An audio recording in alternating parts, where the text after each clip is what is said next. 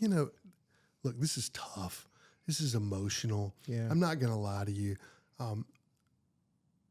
This interview today is real, and I'm trying to be as authentic as I can be, and trying to tell you who I am. Yeah. And, Matthew, as I said earlier,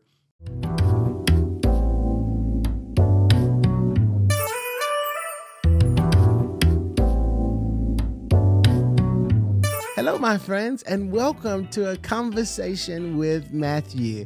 I'm Matthew Sanchez, and I am so glad. I'm so glad I can shout. I'm so glad that you chose this particular time out of your day to spend with me. Listen, my intention with every single episode that you hear on this podcast is always to plant a seed of inspiration in the hopes that it grows into your transformation. I'm all about self-development, and I'm all about encouraging people.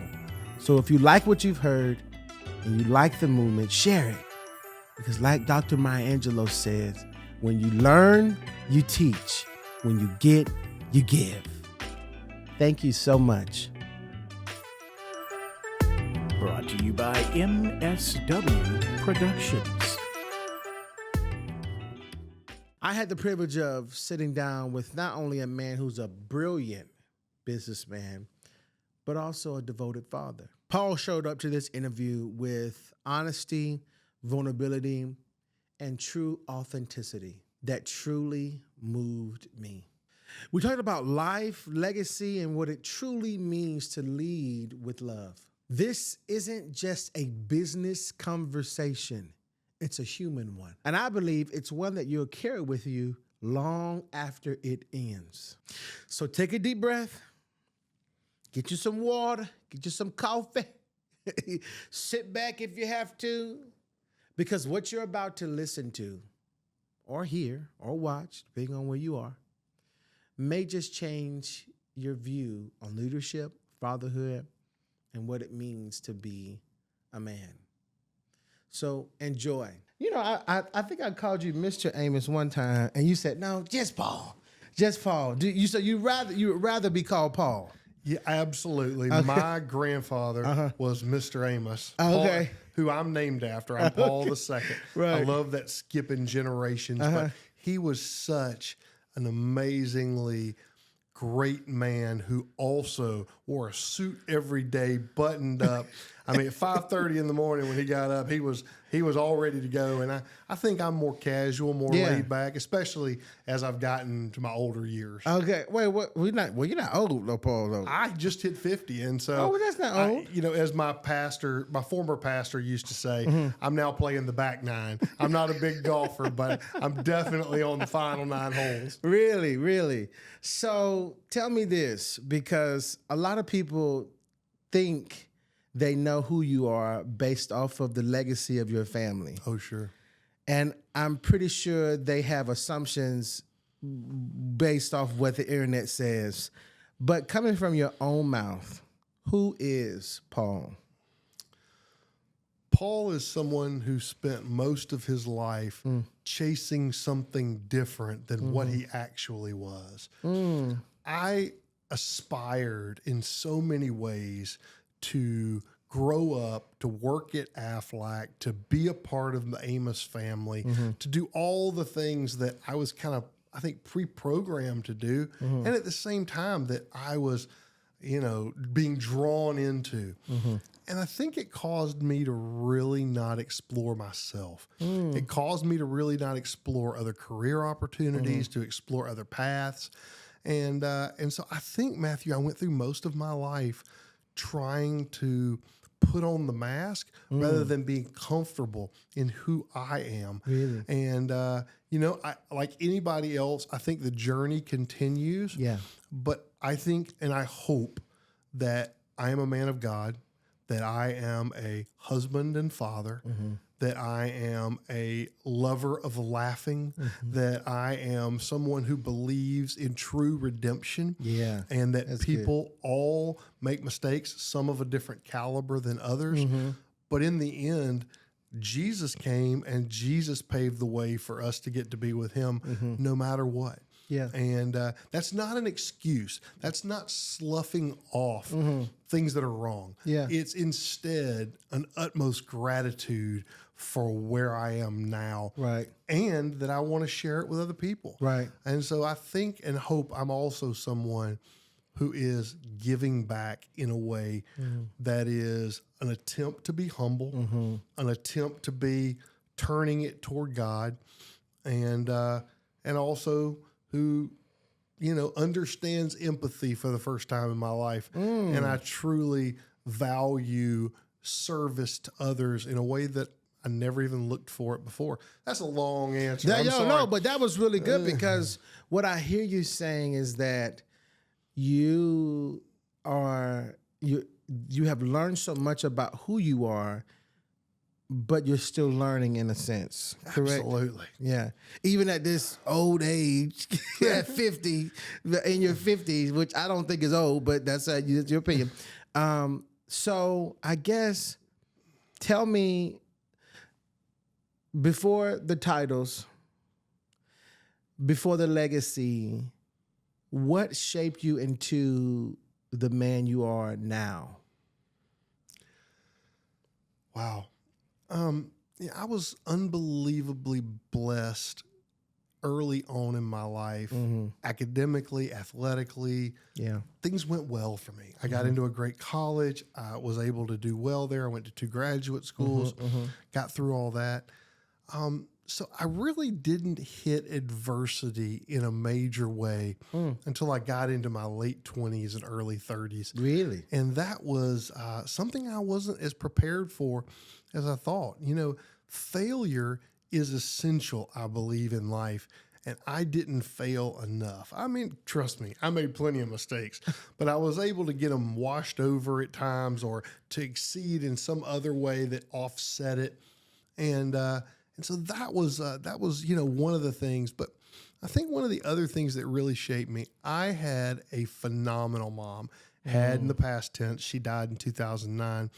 But my mom, unfortunately, suffered from migraine headaches all day, every day. Really? Even at a young age she did? Yeah. And really? she started in college, I think it was, and it went on for more than 30 years. Wow. And so my mom, one day, was the best mom around. Yeah. And the next day, she was in bed.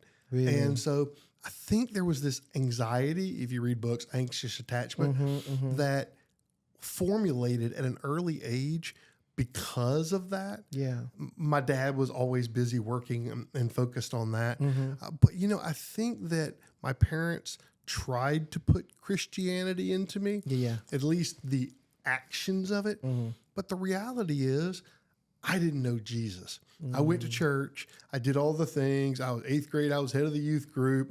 But there wasn't an authenticity to it. And I had to really, later in life, come to accept that was once again kind of the show. Once again, kind of the not the true me.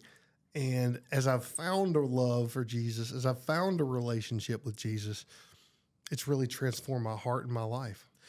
How did you process that, having your mom being one way as you know her, and then a totally different way as a young with the migraines? How did you process that? How did you Well, a couple of different ways. And, first of all, I was incredibly sympathetic. I mean, it wasn't like she'd been drinking all night or was choosing to do something harm, in lieu of their kids or traveling all the time for fun. I mean, she was in pain in bed. I mean, I remember my dad would sneak her out every so often to go to the hospital. And, back then they didn't have some of the medicines they have today, like Imitrex and others. Right. So I was very sympathetic, but at the same time, I think that when my mom was present, I was a really good kid. And when my mom was gone, the idle hands of the devil's workshop, buddy. And so, I can only imagine what Paul got into as a young man. I can only imagine. Buddy, it was, and the outside may have looked one way, but the inside or behind closed doors was another. And listen, I knew what I wanted to accomplish in life, or at least what I thought my goals were. So I was careful about some of my things, but I also started to learn a life of the hidden, and that is a dangerous what does road that to mean? go down. What does that mean? The life of the hidden. What does that mean? It means deceit to hide your mistakes, to hide your problems, to not be honest even with yourself. So I hated that now, but at the time it felt like it was the right thing to do to solve for the bigger mission. And Which, a lot of young people, they struggle with that. They just feel like that if I hide it, it'll get better. If I don't talk about it, it'll just go away. But that's not true. No, but it's so much worse now because of social media. Oh, yes. I mean, yes. the Instagram life. Yeah. I'm not always talking about things that are immoral. I'm also talking about just putting up the facade of everything's great, blah, blah, blah, blah. The fact is nobody posts the picture of their Real fall life, right. or their mistake or their... It's all about the glitz and the glamour. Absolutely. And the it's a false life to some extent. Why do you think it's like that, though? Why do you think from your own... Because you have children and you have been young, but I don't think... You guys didn't have Instagram back then, though. No, not with me. No. But my kids do. Why do you think it's so attractive to look like you have it all together online? Well, I think when we were growing up, it was attractive to look a certain way, but not 24/7. When you showed up at school being dressed nice, or that when the tests got handed out that you had a good grade, or on the basketball court you played well. Those were the things. But you got to go home at night, and you got to be with your family, and you got to rest. And now it's 24/7. Now it's around the clock. I mean, if I don't turn my daughter's phone ringer off, it will ding all night long. And I don't know what these other kids are doing or when they sleep, but it is 24/7. It's like they don't sleep. And so the performance anxiety, the need to do that is not just... It's every moment. It's every day. And there's almost a pressure for new content, new life, new who you are all the time. And it's really interesting. At the times I've taken, or my children have lost their phone, generally due to disciplinary issues. Yeah, for sure. They become such different kids. They become so much more authentic. You don't think about the hold it has on your mind. You don't think about it until it's gone. Oh no, until it's gone. So you spoke about your mom, and you spoke about all of that. So you gave a little bit about who you are, and it seems like your mom really shaped you as a man in some sense. She did. I mean, she was so loving, and she cared not only about me, but my friends and everybody around me. She made me have an appreciation for the little things to love another. I don't know that I modeled it as well as I should have, but now it has formulated a big part of who I am in this phase of life. Oh, good. So what do most people get wrong about you? I'm pretty sure you probably don't read everything about you, but based on what you've heard, what do you think most people get wrong about you? I mean, look, I used to be a real jerk, and I try not to be one now. So if they say that about me, they're out of date. You. They're not. No, they know me. They're just not. They're out of date. I'm hoping I've changed. So now I'm trying to think of what's real. I think that people would say that I don't see people at times. That I see tasks. I see jobs. I see. Goals and objectives, but I have not cared as passionately about just the person. I think that that's not true. I think that especially now, when I was young, the idea of performance and ambition was so critical that, I ran over some people, and I deeply regret that. That I didn't see the value. But you were young. You didn't know. I know, but and I also... I wish I had brought some external mentors in to a greater extent. I kind of grew up in a funnel of, that was only within one world. Oh, okay. And I wish I had sought out more mentors to help me see people and the value in how long-term relationships work. That's good. I was running a sprint, not a marathon. And I was trying to always achieve in 100 yards, but I should have had the patience to run the marathon. Yeah. Well, I can testament. I think you do a really good job to me at seeing people, and because I see how you talk to people, and I see how you know their names, and you want to know more about them than what they do. People don't know this, but we were together this morning because we filmed an episode for the Redeem, and you interviewed Evan. And I saw how just intentional you were to really get to know him before the interview. So I can be a testament that you definitely see people. I believe that. Yeah. Well, thank you. Yeah. That means a lot. Yeah. And it validates what I hope. The reality is I'm very comfortable now in knowing myself. But, when you've had a weakness for a long period of time, when it's been a blind spot for you, I think you always have to keep a bit of a view on it. Yeah. And so your words are impactful. Thank you. Well, thank you. What does peace look like to you right now? My wife kids that I don't know the definition of peace because I'm always running from one thing to the next and a bit of a hurricane. I think peace to me is having my house in order. Yeah. By that, I mean trying to be a good husband, trying to be a great dad, trying to have a few friendships. I mean, I learned along the way from one mentor I had that really and truly, if you do family, career, and friendships, you're likely not to do one of them well. And so for me That's right really good. now, I would say that really it is family, friendships, career in my priorities, which is, frankly, it was definitely career one in the first half of life.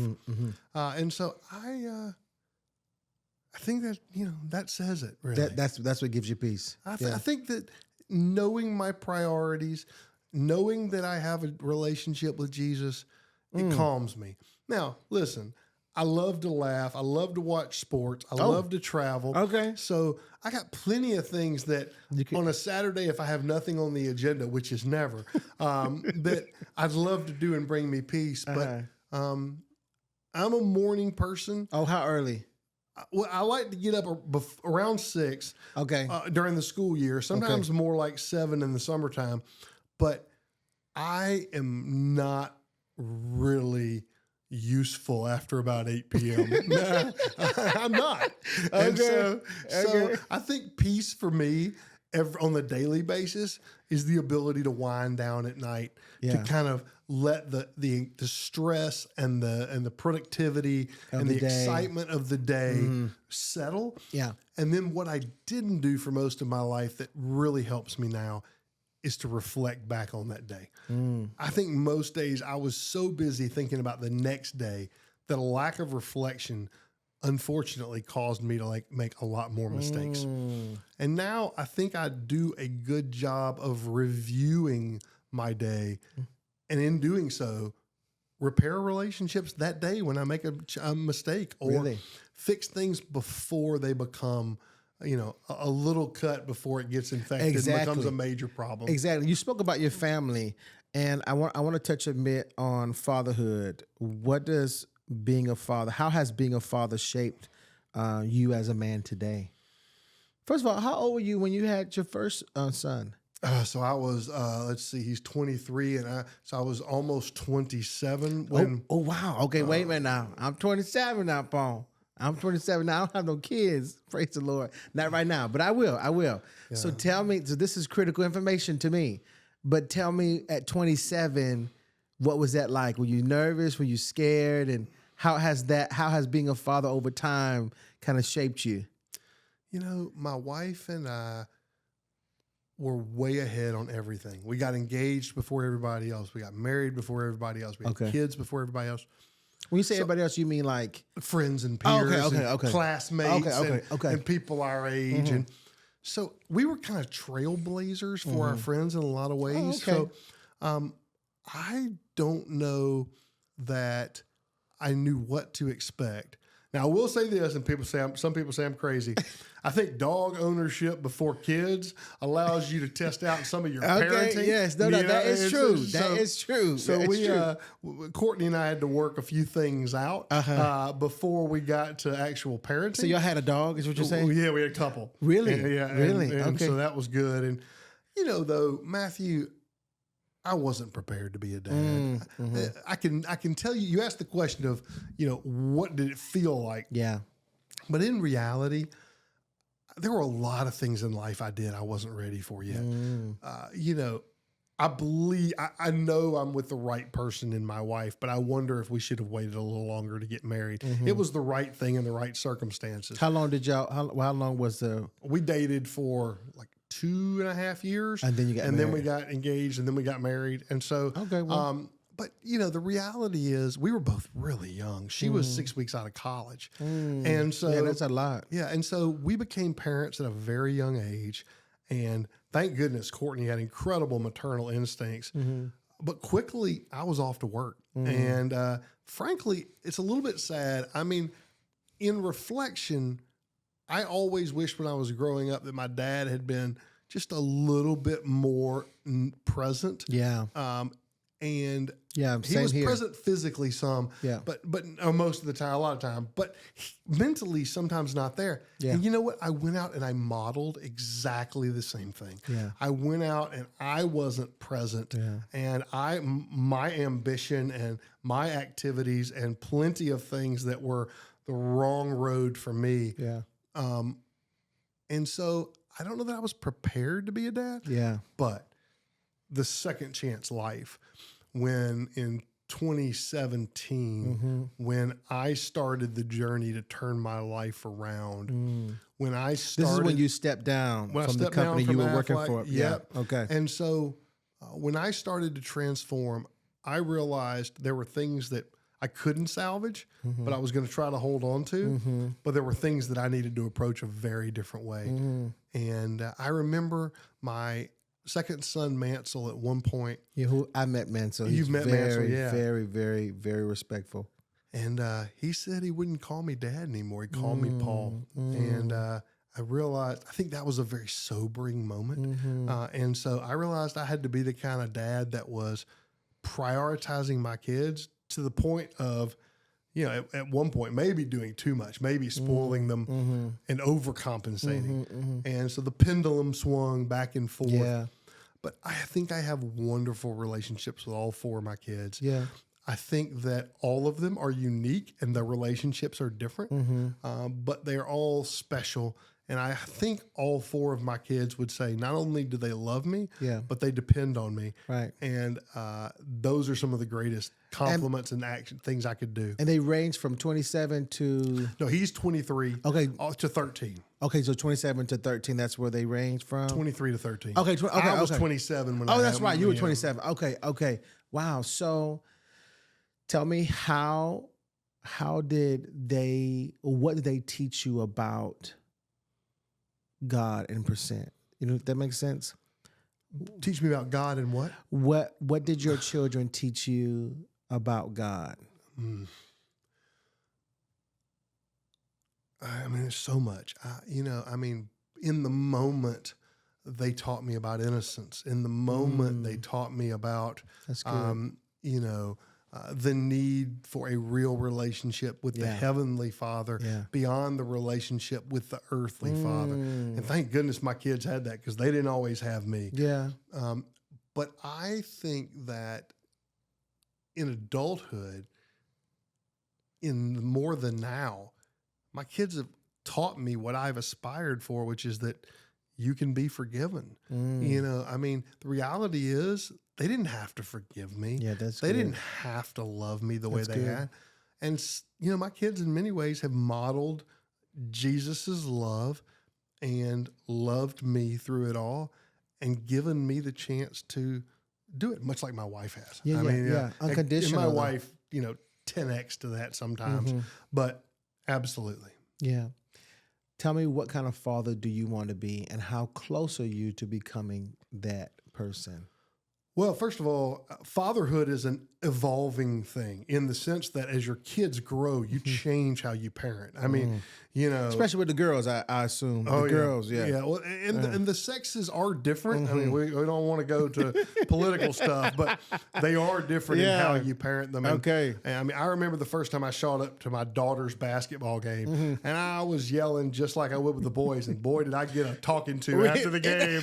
And that was not acceptable. In the car, she talked to you? Oh, man. She gave me looks from the court, which though if looks could kill, I'd have been dead. But wow, she looks so sweet, though. Oh, yeah, and she's tough as can be. I mean, Really? she's 5'11", 5'10", 5'11" at 13 years old. So, but you know,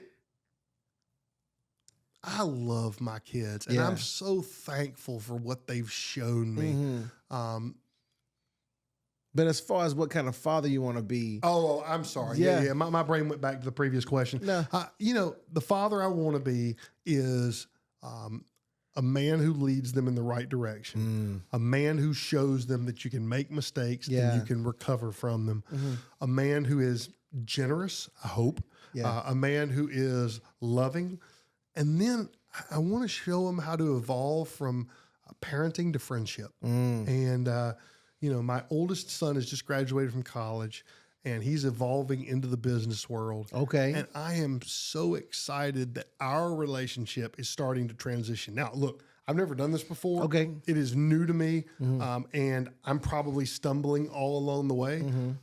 But the type of grandfather I want to be. Okay, now. To really shift. Okay. I want to be present. I want to be available. Yeah. You know, I want to be at the ball field. You know, I want to be at the gym. I want to be wherever. Yeah. And so hardest part about having 4 kids may be if they split out into different places, Yeah. then it'll be hard to split my time. But I really want to be dedicated to my kids and be there for them. I mean, I want a life of my own to some extent too, but I hope in some ways it's a really great balance. You know, I keep hearing you talk about presence and being present. It seemed like that is such an important role for you to be that kind of dad. And, you know, I think sometimes we underestimate the presence of or the power of presence of just someone you love. Tell me what you've learned in the aspect of how powerful presence is.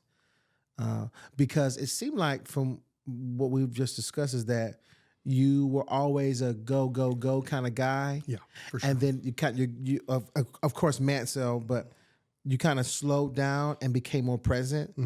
What about presence have you learned about the most? Well, there's physical presence, which I think I did really well. Yeah. But when your mind is somewhere else, it's not truly present. Yeah, okay. And so I have learned that there is so much more value in one-on-one conversation. And you can't always do that, especially with 4 kids. Yeah, for sure. But honing in, putting the cell phone down, which I struggle with, but when I do, the reward is tremendous. And then I try to do small and then occasionally larger individual one-on-one moments with my kids where I really engage and stay present. And what are you asking them? Are you asking them how their life is going? Are you asking them questions that you have jotted down before? How does that process work for you? Yeah, I mean, really, it's about some of the things I've learned from other dads. I mean, asking them how their heart is. Oh, okay, good. That's really asking them good. about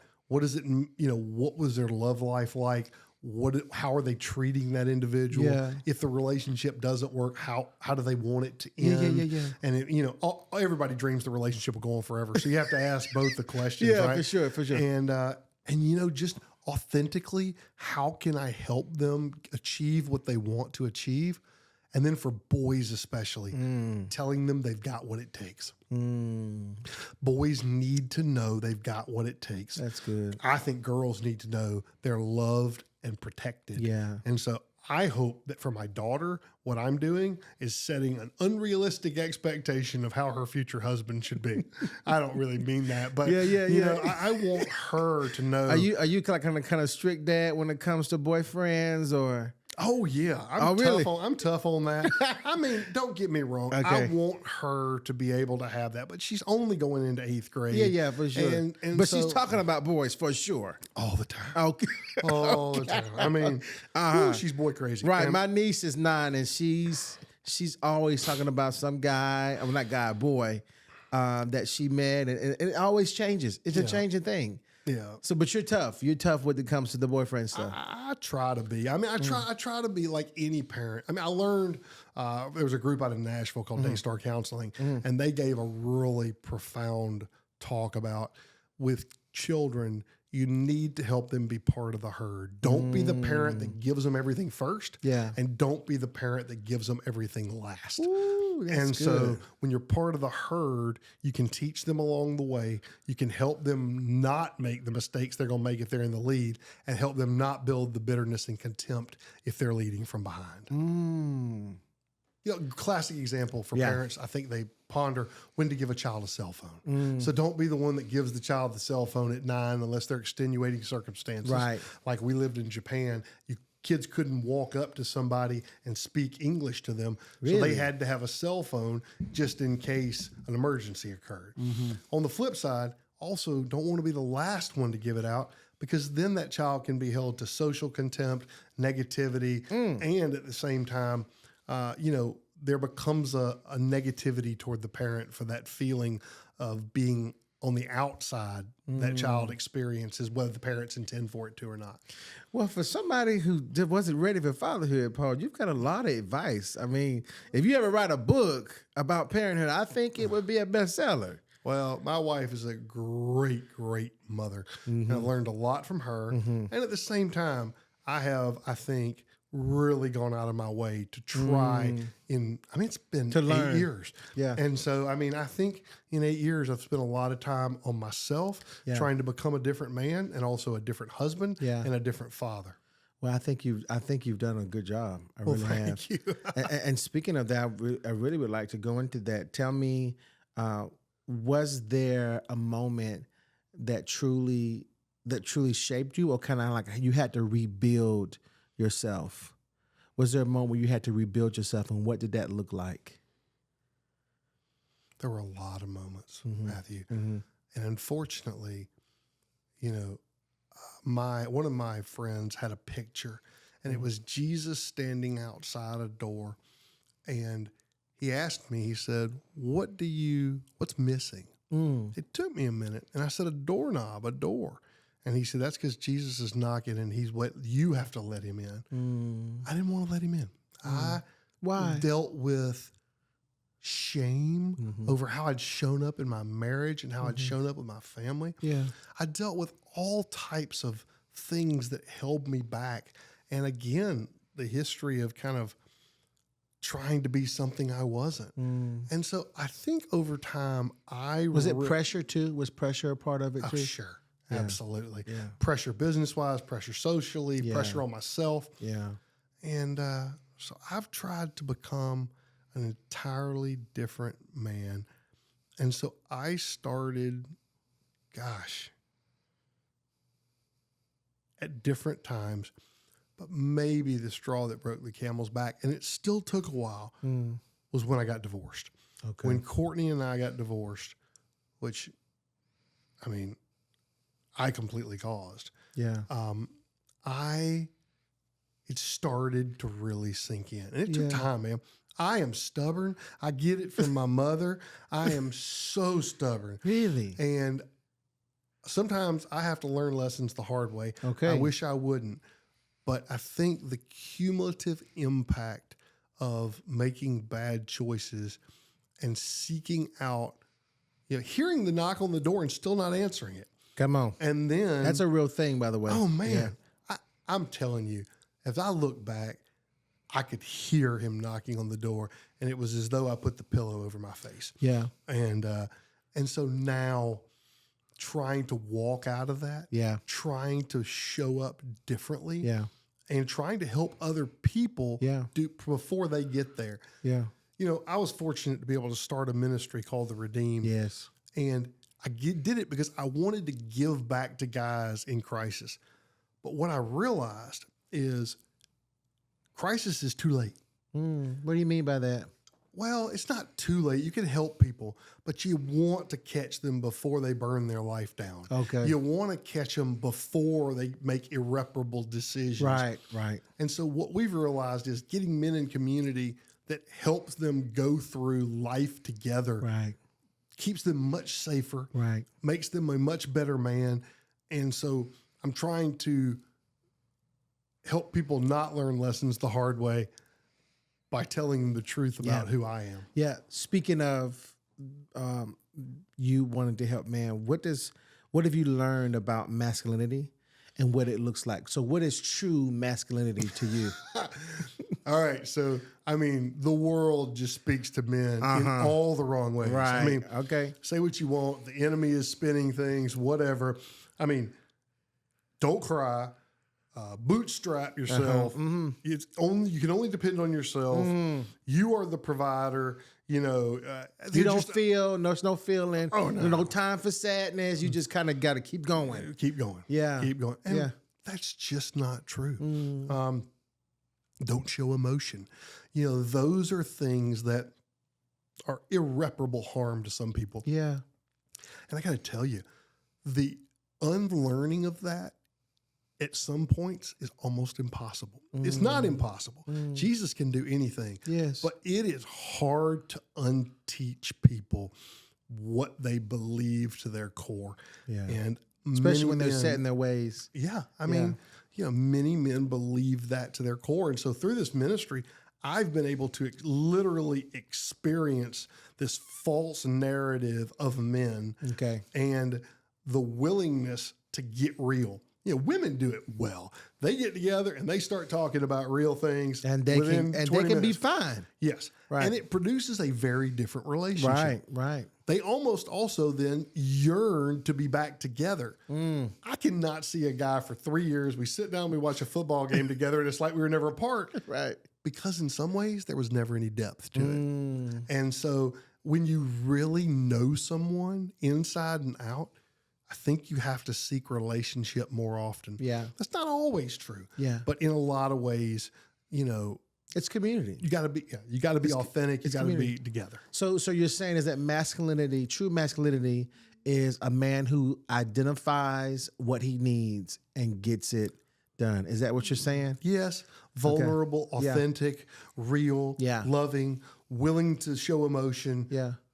and frankly, just open to being truthful about what they feel on the inside and living it out on the outside. Who taught you how to be a man, Paul?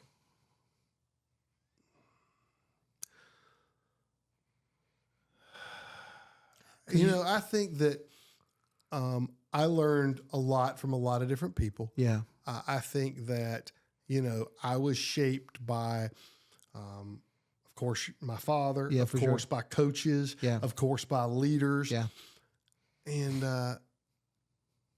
but I don't know that any one person is responsible for that shaping. Yeah, I feel I that. think that it's always a hodgepodge. You know, it takes a village. Yeah. And the reality is it was probably a village of people with me. And because I look back on life Yeah. with regret Yeah. in many ways, Yeah.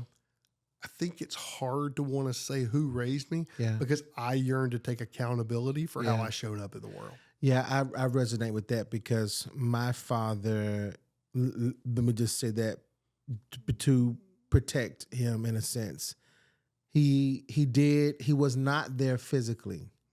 He was not there, but he did the best he could when he was. And what I know for sure is that I am who I am today because of the people who have collectively taken the time to raise me and speak with me and do all these things. So I resonate with that. So it's hard for me to say as well, if somebody were asking me that question, I would have to say the same thing because it's true. And Maya Angelou, she has this quote in a poem called A Poem to Her Mother. And she says, "I come as one, but I stand as 10,000. Yeah, interesting. So it's so it just goes right back to being present. Goes right back to being present. Because if you were not as present as you are today, you probably wouldn't even know how to answer that question. You know what I mean? That makes sense. Oh, yeah. So tell me this: you've had such a great example, or you've had such a great example of what leadership is. And I'm pretty sure somebody wants to know, because you have led from high places, from your own definition, what is real leadership? Well, first of all, not that leadership necessarily changes, but it is slightly different depending on what you're doing. Leadership in a world where people work for you for a salary is slightly different than when you're in the church and you're leading a volunteer army or in sales with an independent contractor world. Leadership of children and leadership of a family biblically is different. So I think that in order to embody leadership, first of all, you can't just blaze ahead without looking behind you. You got to know that you have sold people or the group you are with the vision of where you want to go. That includes the values that you want to bestow upon them. And then help them not only achieve the goal, but learn how to achieve it through their capabilities. And so I think really valuing people, going back to our earlier conversation, is about knowing their strengths and weaknesses as a leader. And in doing so, helping different people achieve things different ways. The reality is different paths are not wrong. Different paths can absolutely be correct. And sometimes it is the groundbreaking one that truly transforms everything. And so I think leadership is about repeating over and over a vision and repeatable character and standing up. And look, I didn't show up that way in my early days. I didn't show up that way at all, but I learned through watching others and through a lot of study what I think authentic leadership needs to be about. And, there's no better leader in the world than Jesus, who was a servant leader. He was one who said, you know what? It isn't about me. I'm going to demonstrate to the world through my service that I make the world a better place. That's good. And people get on board with that. And I think when you use that kind of humility and you show up and say, it's not about me, it's me third, that really, it's authentic enough that people can get behind it. How does a person, let's speak to young people for a minute. How does a young person know that they're a good leader? If you're in a room full of young people and they want to be in some form of business, or they want to lead to some capacity, how do they know that they're called by God to be a leader? That's a difficult question. And I appreciate the fact you asked not only some really good ones throughout this interview, but that one is somewhat difficult. I think that, first of all, prayer and an understanding of listening to the Holy Spirit is something I missed out on forever, because I was so thinking it was about me and what I could do. That's I think that God will lead us. We have spiritual gifts that each of us has. Some people are vastly different than others. For some, it's leadership. For some, it's logistics. For some, it's capabilities. For some, it's generosity. All these different characteristics spiritually and their gifts. And I think that we have to listen to God about leadership. But what I would say is people who want to prepare themselves for leadership have to do a couple different things. One, they have to learn their craft and do it well consistently, and do so in a way that they have joy in doing it. When you are negative and everybody around you feels negative, nobody wants to follow that person. True. Second of all, you got to be willing to help others achieve their goals. So sometimes, I wouldn't say putting your own work aside, but being willing to help somebody else achieve theirs. Somebody else wants to follow that. And then I would also say that you have to love getting people on board, merging different views, and then being willing to make the tough decision. And once you do, getting everybody on board behind that decision. Yeah. You know, I'm all about debating the decision. In fact, I love to argue. Okay. And so, but at the end, when we make a decision, we as collective group have to all get on board and we got to go. And so I think if you're willing to do that and stay the course, you can prepare yourself to be a leader. Yeah. And there are micro movements you can make. Right. You know, work on little things like work on public speaking. Okay. You know, work on your writing. Okay. Work, you know, how you communicate in business today is so critical. In a world where these kids are taught phrases and acronyms and I don't even know what you call it, jargon. I mean, gumbled up stuff that they text. Yeah. You've got to be able to effectively communicate to people in a way that they not only understand what they need to do, but they feel empowered to do it well. And so, you know, learning your craft, doing it well, working hard, and then leading people, those are all critical. I mean, those are some of the important elements. That's good. So you talked about leadership, business, and business aspect. What's the key principles that you need to know if you're going into business? Because it's changing all the time. I mean, things are always changing. So based off your own opinion and what you see, because you're still in business because it's JBA Capital. Well, it's now Covey Equity. Covey, okay. We're doing that. That's been incredibly blessed. Right. I do the ministry and then I do some additional investments and other things too through Live Edge Capital. So I've got a broad spectrum. Right. This is why I'm asking because you know.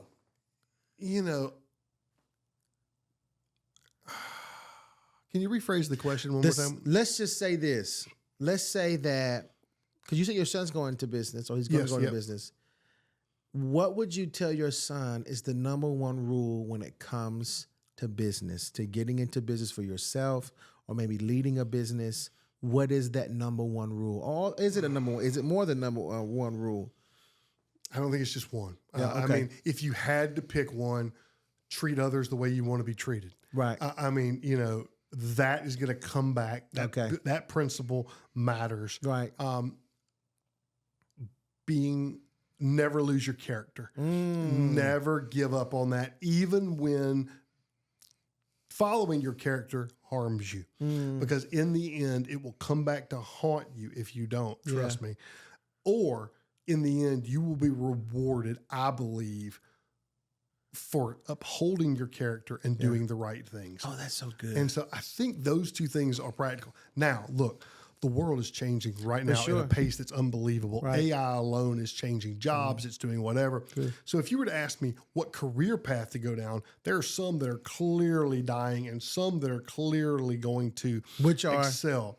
Well, I mean, anything that technology can replace. Okay. I mean, I had dinner the other night with a radiologist. Okay. And the reality is that there will always be a need for some of them. But with AI being able to compare thousands of images in a second that look at, microscopic differences that can be all the difference for someone, you can't beat that. No. And so the need for, maybe it's 1 in 10 you need now.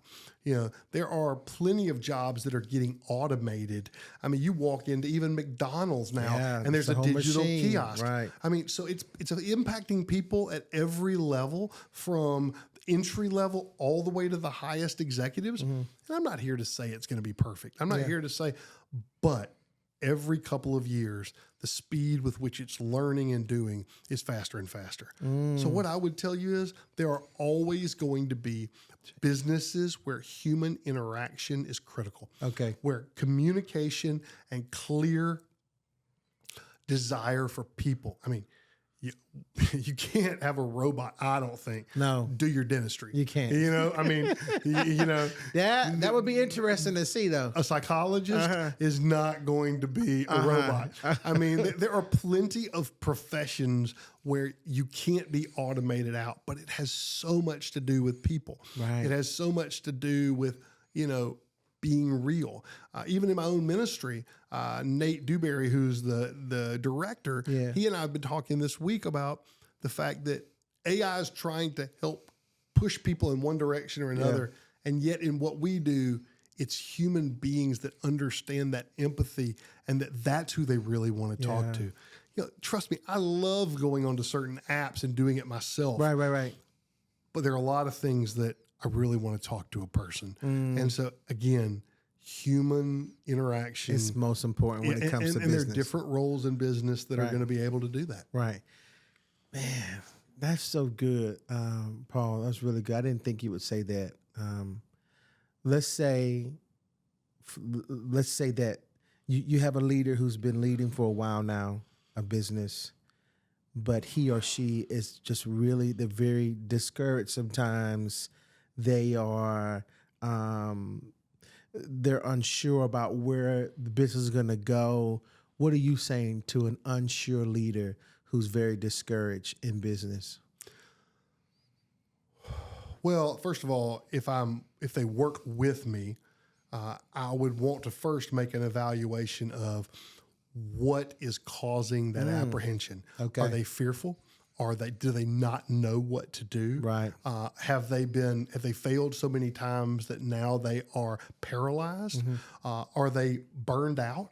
And there are different solutions for each one. You know, you can teach people how to look forward, but some people just need some time off. I mean, the businesses where they give people sabbaticals, I think in many ways are brilliant. Now you might argue, well, a computer doesn't need a sabbatical, but human beings sometimes do. And so we have to reboot. I mean, God built us to go to sleep at night. I mean, we reboot every day, right? And I love sleep. And me too, especially as I get older. But helping people figure out what's at the root of that inability and the discomfort. And then sometimes, as sad as it is, leadership just needs to change, both for the person and for the team.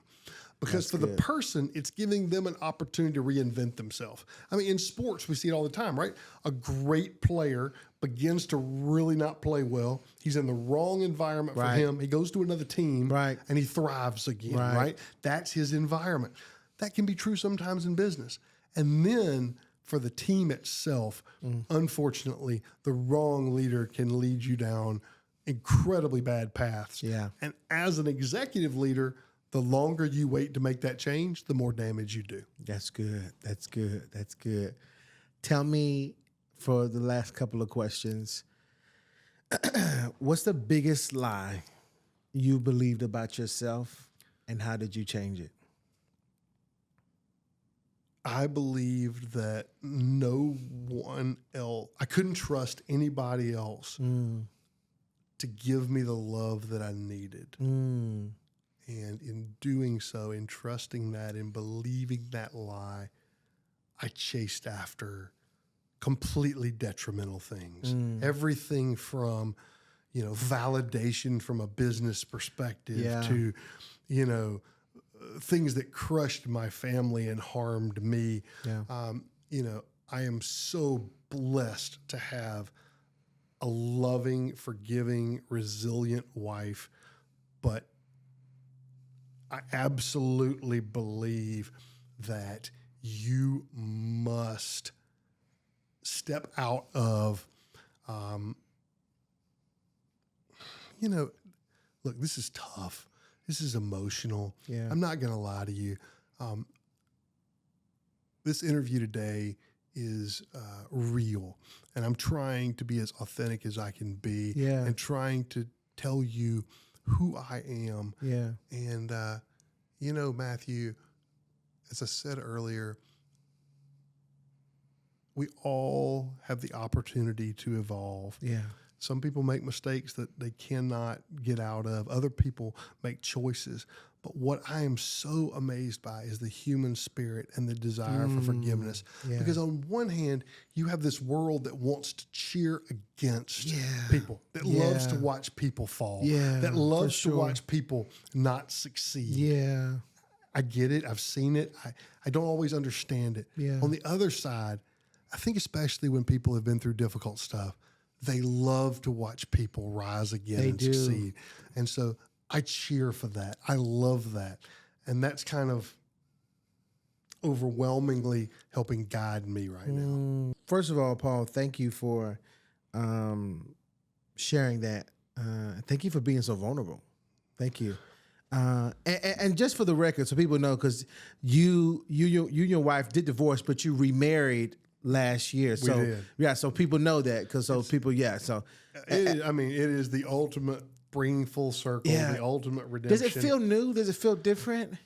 You know, it is truly God blessed and truly special. Yeah. But it still has its difficulties. Wow. It still can be hard, but at the same time, the joy of having your family, the joy of getting to live this, to relive that life, to treat my wife differently, to treat my children differently, for them to have a unified family. I mean, if you look at the statistics on divorce and what it does to children, it's unbelievable. For sure. And so I am just so thankful to get that opportunity. Yeah. And, it's, yes, I did get divorced. Yes, I spent 4 years apart from her and had to rediscover who I was. And I made plenty of mistakes along that way too. Yeah, for sure. But being back is hard, but one of the most maybe the most gratifying thing I've ever done. Come on, man. Okay. You're sitting in a room and there's a chair in the center of the room and there's a light like overheading the chair, and your younger self is sitting in this chair patiently waiting for you to come in and give him advice. What are you saying to him? You have what it takes. You absolutely have what it takes. And not because of your achievements, but because you are a child of God, you are loved, and God made you who you need to be. He has a calling for you. He has a path for you, and adherence and love for him will get you everywhere you need to be.